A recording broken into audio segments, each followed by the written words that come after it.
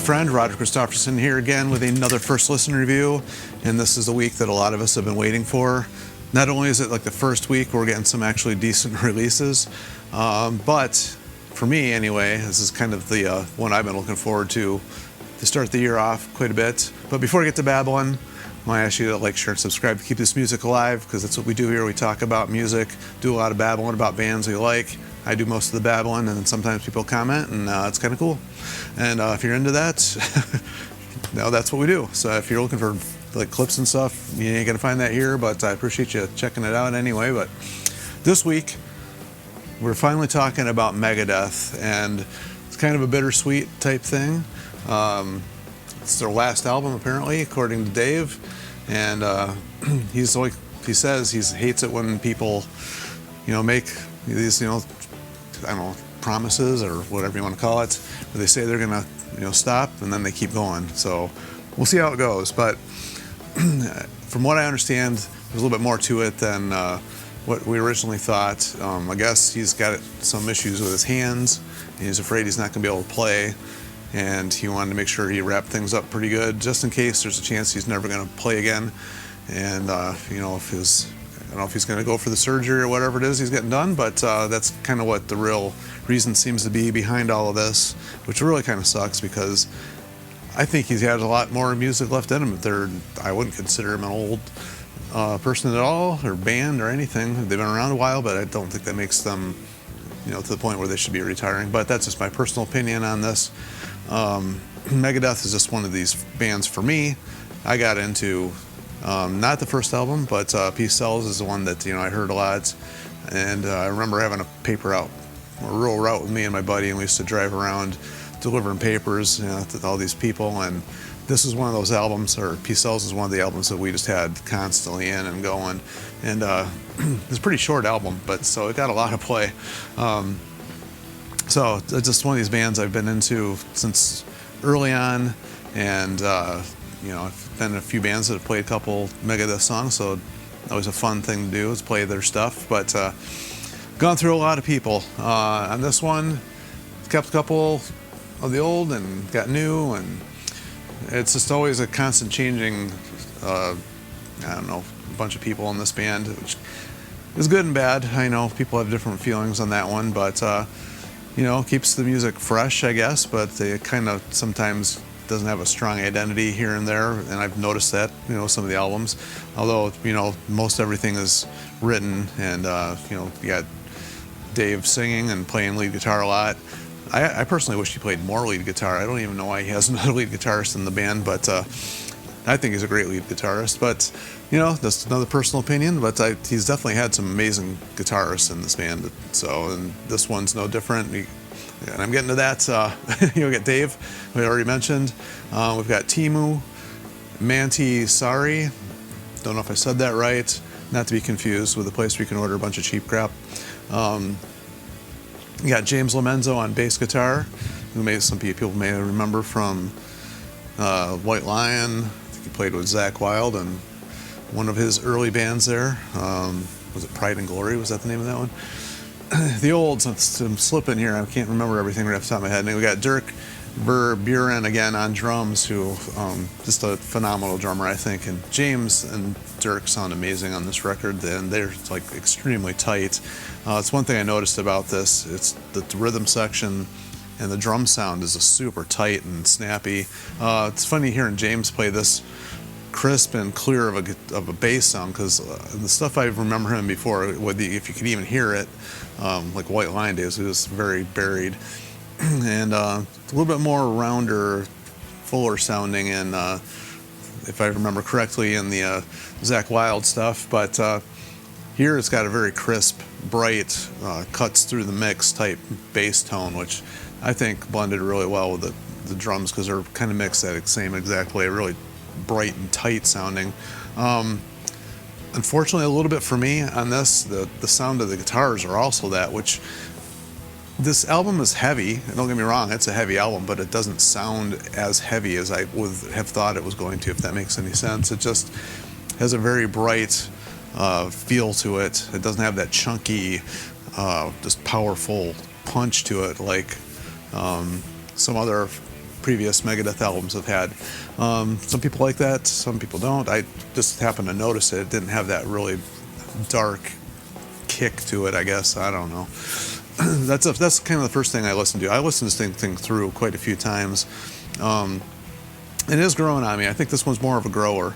The songs are good, mostly, but it wasn't one that just actually I heard one and I thought, oh yeah, that's, something like Peace Cells that I already mentioned, or Symphony. Those songs just really grab you really quick, and there wasn't anything here for me that did that. Though after a few listens through, I'm starting to remember and I can identify the songs instantly, and they are quite different from each other, and they're all that kind of fall into the thrash category, I guess. It seems to me like he's got more of like the style of writing on this one's more geared towards maybe like the Countdown, cryptic writings type era. So if you're into that, you're probably going to like this album. That's kind of the feel I got from it. Several of these have been released as singles already. I've only listened to the one. I listened to Let There Be Shred, and I heard that, and I'm like, okay, I'm going to wait and listen to the rest of it. And I'm probably glad I did, because I just want a fresh feel of this one. And when Tipping Point kicked in, the opening song, instantly I was like, okay, cool, it's going to be a thrash album. That's cool. Although, as far as thrash goes, I don't know if Megadeth has ever been extremely on the heavy side of thrash. There's been some other bands, maybe a little bit on the heavier side. So this is more of the palatable side of thrash, if that makes any sense at all. I know sometimes my babbling only makes sense to me, but anyway, and that's Tipping Point. I think it was actually really one of the better songs on the album. I Don't Care and Hey God kind of almost had the same type of feel for me anyway. Kind of more like, I don't know how to explain it, more like a mainstream type feel to it. Like he was going for more like a singles type sound on those, even though there's really not a big catchy chorus to either one of those. But the Hey God thing, this is kind of, even lyrically, almost reminded me of a Peace Cells type thing. Just the play on words he does there. But I thought they were really good songs. Let There Be Shred, which I already mentioned. I did a review on that one, so I'm not going to go too deep into this one.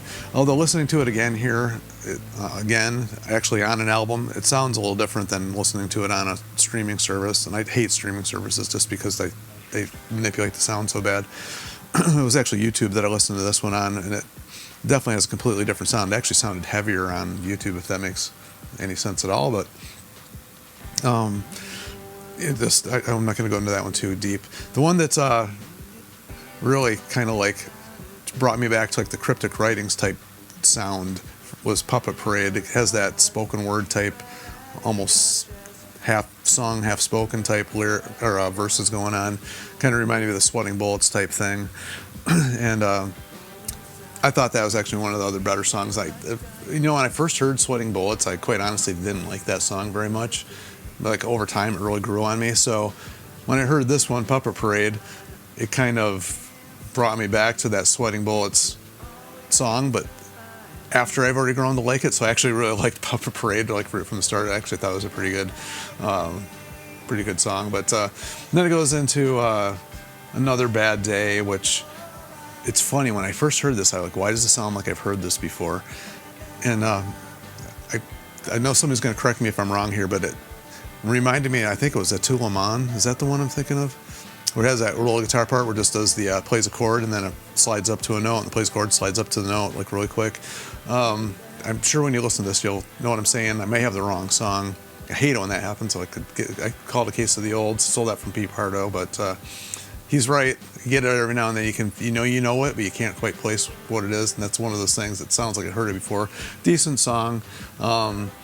Also, another one's kind of like one of those mid-tempo, more catchier type things going on there, which Dave does pretty good, and I think they sound good doing it. So, I really have no complaints about any of these songs at all. I actually like them all. And then Made to Kill is more of a thrashy type thing going on. Gets back to the thrash, which was cool. Same with Obey the Call.